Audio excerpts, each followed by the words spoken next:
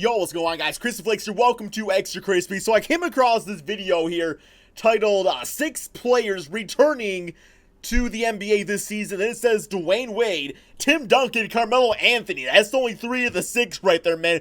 Can you imagine old-ass Tim Duncan suiting up for the Spurs, man? I mean, I'll take him over Marcus Aldridge right now. I'm not going to lie. I would take him over Marcus Aldridge right now, bro. But, or I'll probably take D-Wade over Deion Waiters, too. Melo, I would take on certain NBA teams. So, I got to see the rhyme and reasoning behind this video. I got to see what the other guys are listed. So, yeah, a video by, what is it, a Sports Hub? Let's check this out, man.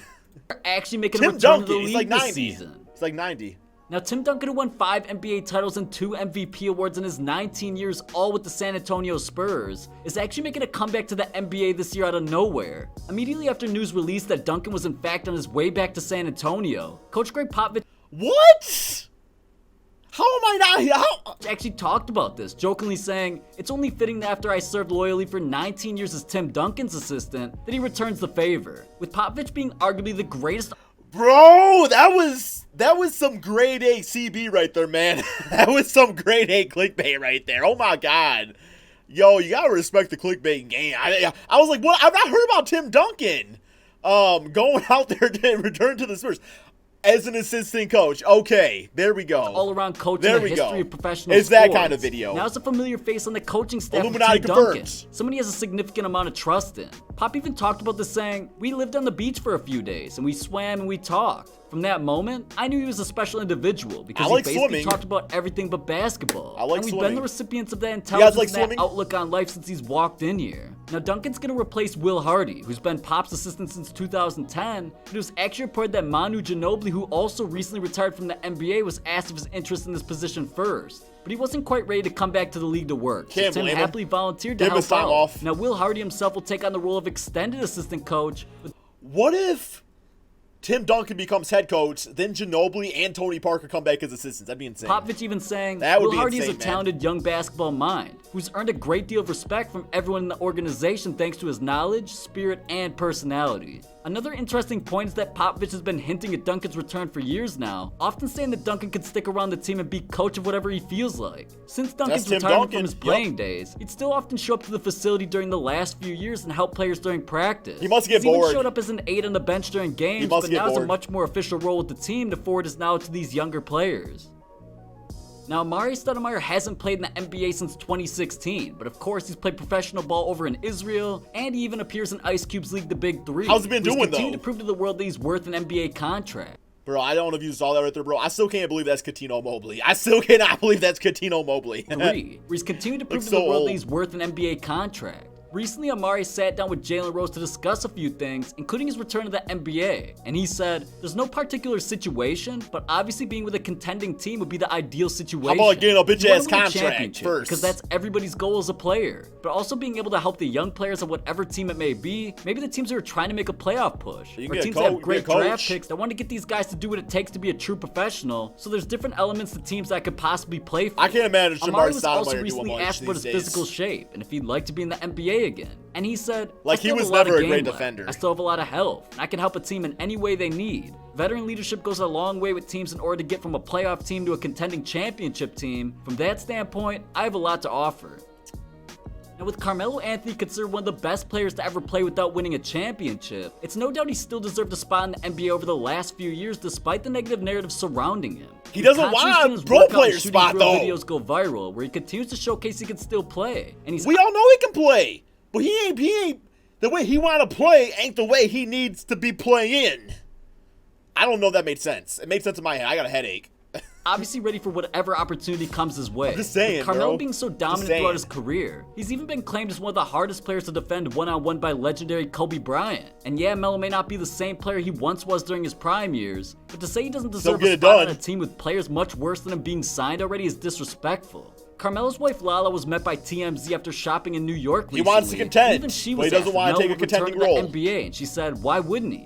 And when the reporter asked where she thinks Melo will end up, she said, "Whatever team is going to appreciate him." Famous NBA trainer Chris Brickley has been constantly with Melo in his gym. Recently talked to Crossover TV to discuss a few things, including Carmelo and his return to the NBA. And he said Melo is 100% willing to change his game for a team. and that Melo has been working with him vividly, watching films and other video that can help with his return. Now, with all of that being said, a rumor recently surfaced about Melo joining the Knicks after their downfall with the NBA draft and free agency. That'd be kind of interesting. I'd be all for that. Asked if he'd play for New York again, where he said, "I have to see what's going on. The energy's always been good in the arena. The fans have always been good. The fans have always been good to me too. This is home. New York is home. Family is here. Friends are here. So you can't beat this energy. At this point, I just want to be happy. I think I put myself in a good, peaceful mind state right now, being able to focus in on what I need to focus in on. Well, damn, go for him on that, Whatever's going to make me happy, then we're going to make it happen." Now, Melo's former teammate Chauncey Billups actually came out and talked about Melo recently, and he said, "I feel bad for Melo, and here's why. Melo was like a good teammate, man.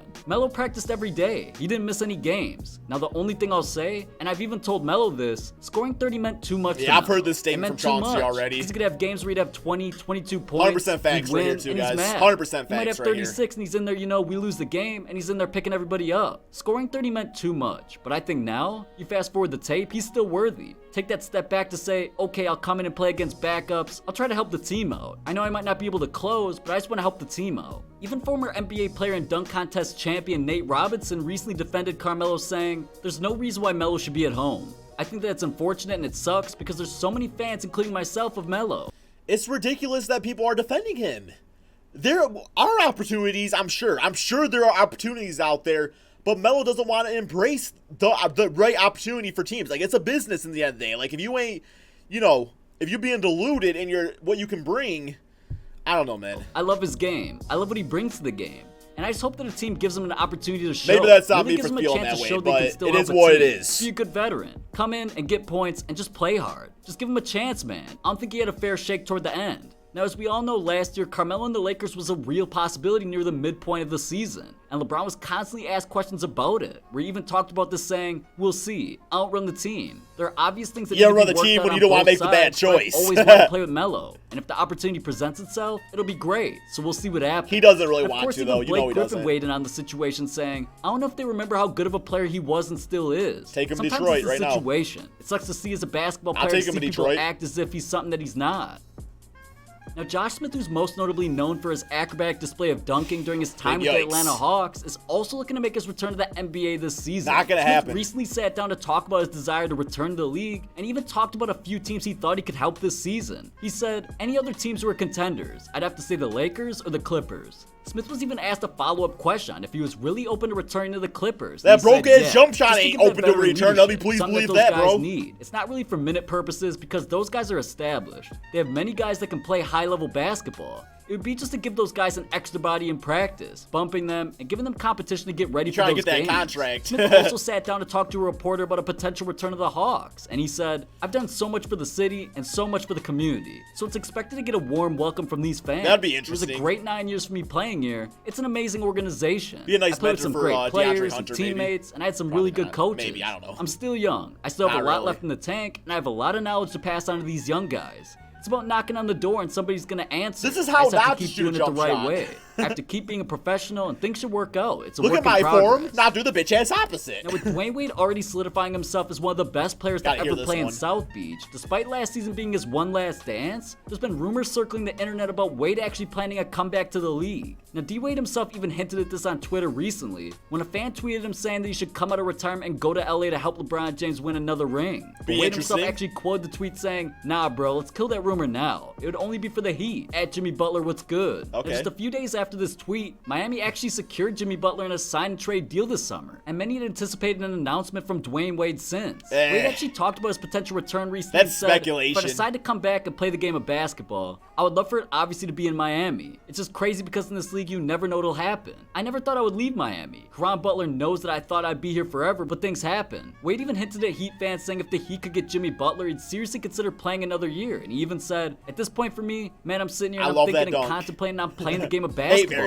My only vision as I sit here today is in a Miami Heat uniform." A lot of people in that arena have watched me grow, have watched me be imperfect and make a lot of mistakes in life, and watched me blossom and watch me do amazing things, great things. Imagine him coming back though after that whole goodbye tour. It's been consistent in my life for a long time, so it's definitely going to be emotional if my last drive away from that arena is if I'm not coming back to it. The Heat have been very focused on acquiring superstars throughout this summer, and with the addition of Jimmy Butler, it's already been reported that Miami was trying to acquire players like John Wall and Bradley Beal. So it's only right that Dwyane comes back with better leadership to this young team in some way.